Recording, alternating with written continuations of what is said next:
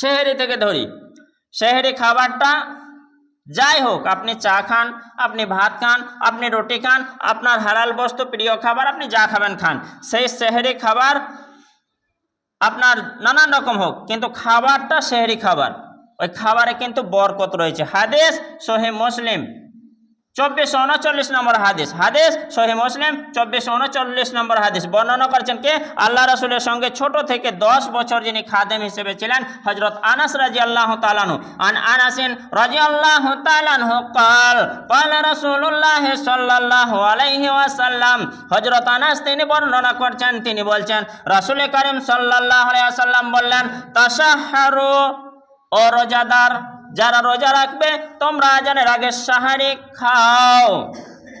ফাইন্না ফিশ শুহুরি বারাকাহ। দেখেন সাহারি খাওয়ার হুকুম দিলেন, তো ওই যে সাহারিতে লাভ আছে, লাভ আছে, সেই লাভের কথাটাও বলে দিলেন একটুকু। কে? ফাইন্না ফিশ শুহুরি, নিশ্চয় সাহারির মধ্যে, ফাইন্না ফিশ শুহুরি, ভালো করে শুনি, নিশ্চয় সাহারির মধ্যে বারাকাহ, বরকত রয়েছে। এটা বিশ্বাস করতে হবে, আমি বুঝি চাই না বুঝিব, অবশ্যই সাহারিটা যখন আমার পেটে গিয়েছে, বরকত আমার শরীরে চড়ে গিয়েছে, বুলে গিয়েছে। কিভাবে? আপনাদেরকে একটা উদাহরণ দিই আর একটা উল্লেখযোগ্য প্রমাণ দিই। এখন মোটামুটি 12:30 বাজলো, তো ঈদ পার হোক, আপনি একদিন পরীক্ষা করে দেখবেন তো সাহারি খেয়েছেন কটার সময়? আজান হয়েছে হয়তো 10 মিনিট আগে 5টা বাজতে, মানে 5টা থেকে 12:30, 7.5 ঘন্টা 10 মিনিট পার হয়ে গেল। 7.5 ঘন্টা উপোস। আপনাকে 7.5 ঘন্টা থাকতে হবে না, আপনি সকালবেলায় সূর্য ওঠার পর এক খোরা বাসি ভাত খেয়ে নেবেন, 12:30 পর্যন্ত থাকতে পারেন কি দেখবো তো? পারবেন না, অবশ্যই আমিও পারবো না। আপনি পেট ভরে গলা বরাবর যদি সকালবেলাতে খেয়ে নেন, আমি যদি খেয়ে নিই, তবু কিন্তু 12:30 পর্যন্ত মাঝে কিছু খেতেই হবে, হালকা করে 1 গ্লাস পানিও খেতে হবে, দুটো হয়তো কেকও খেতে হবে, হালকা কিছু খাবারও খেতে হবে, নচেত 12:30 পর্যন্ত থাকতে পারবো না। এখন তো পেট পুড়ে আছে, থাকবো কতক্ষণ? একেবারে 5টা 42 পর্যন্ত। তো মাশাআল্লাহ অসুবিধা হয় না। তো বরকত কি সাহারের মধ্যে নেই? অবশ্যই বরকত আছে, আপনি জানেন চাই না জানেন, আল্লাহ রাসূল সাল্লাল্লাহু আলাইহি ওয়াসাল্লাম যখন বলেছেন সাহারের মধ্যে বরকত আছে, তো অবশ্যই বরকত আছে, তাই থাকতে পারছি বলি আলহামদুলিল্লাহ। আর দ্বিতীয় প্রমাণ, যে দেখেন আপনারা যা খান যে যা খায়, আমি গড়ে মোটামুটি 200 চালের ভাত বা 1 কিলো, এই 180 গ্রাম চালের ভাত এরকম গড়ে খাই। 200 চালের ভাত যদি খায়, রোজা মাসে কিন্তু 200 চালের ভাত খেতে পারি না, আপনারাও পারেন না। আপনারা অন্যান্য মাসে 11 মাস যা চালের ভাত খান, রোজা মাসে তা কিন্তু পারবেন না, কম হবে। অনেকেই বলে খেতে পারছি না, কিন্তু ওই যা খেয়েছেন, যতটুকুই খেয়েছেন, 100 চালের ভাত যদি আপনার পেটে গিয়েছে, সেটা 200 বা 300 গ্রাম চালের মতো কাজ করছে বলি আলহামদুলিল্লাহ। এটা। আর দ্বিতীয় কথা, ওই খাবারের সঙ্গে ধরে নিতে হবে ওষুধ, হেমাপাতি বলেন, এলোপাতি বলেন, কবিরাজি বলেন, নিশ্চয়ই বরকত যখন আছে আমার শরীরের উপকারের জন্য, আল্লাহ রাসূল যখন বলেই দিলেন, এ কথা ফালতু নয়, ওই শরীরে আমার ওষুধের মতো কাজও করবে। তাতে গ্যাস হলেও করবে, বদহজম হলেও করবে, অম্বল হলেও করবে, কোনো সমস্যা নেই। তো আল্লাহ রাসূল বললেন তাসাহারু, তোমরা সাহারি করো, ফাইন্না ফিস সুহুরি ফিল বারাকা, সাহারির মধ্যে বরকত রয়েছে। এইবার পরে একটা হাদিস আছে, আমরা সাহারি করি, আহলে কিতাবরা রোজা রাখে, সাহারি করে না।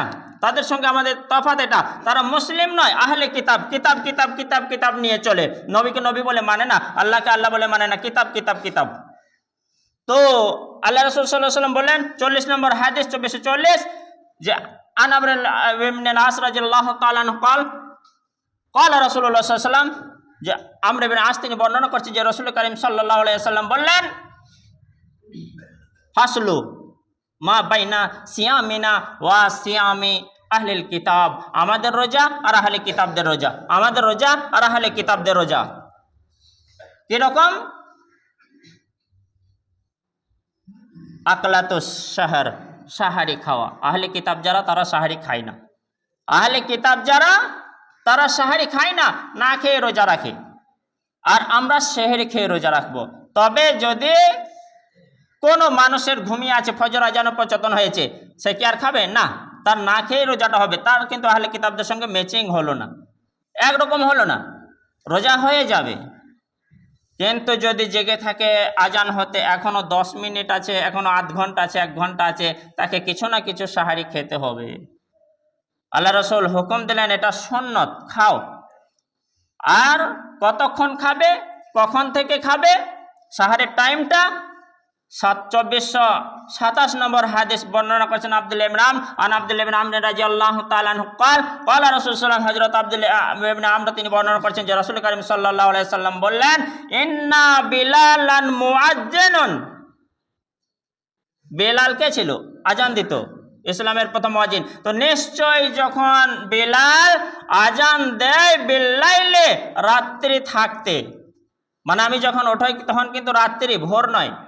তো ইন্না বিলালান মুআজ্জিনুন বিল্লাইলে, যখন বেলাল আজান দেয় রাত্রে, ভোরের আগে, ফাকুলু ওয়াশরাবু, তোমরা খাও, তোমরা পান করো, হাত্তা, ততক্ষণ পর্যন্ত, তাসমাও, শুনবে,